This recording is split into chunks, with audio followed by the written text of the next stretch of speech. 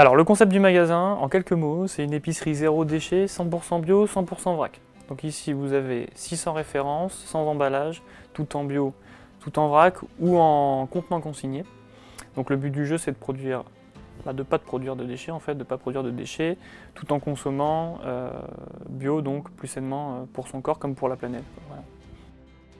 Donc avant la création de l'entreprise, j'ai fait une école de commerce.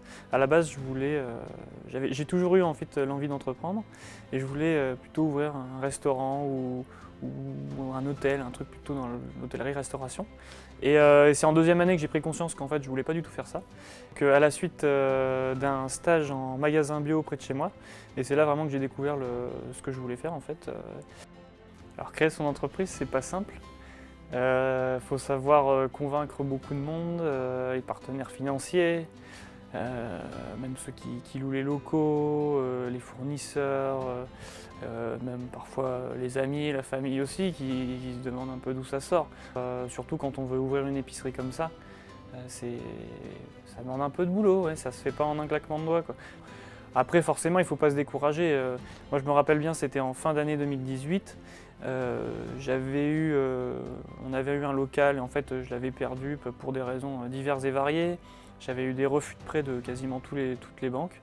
Là j'étais vraiment pas bien.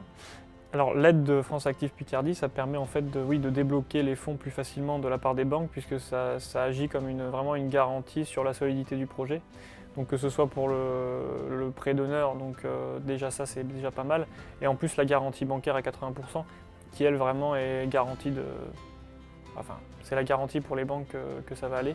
Donc oui, ils prêtent plus facilement à la suite de ça. Quand on est jeune, c'est le moment de se lancer quand on est jeune, parce qu'après peut-être qu'on ne retrouvera plus la volonté, ou en tout cas on a trop d'éléments autour pour se lancer. Mais c'est surtout de s'entourer et de faire appel à ceux qui sont déjà passés par là. Oui, ça vaut le coup de devenir entrepreneur, sinon je ne l'aurais pas fait. Puis c'est vrai que 2 ans plus tard, oui, non, ça vaut le coup.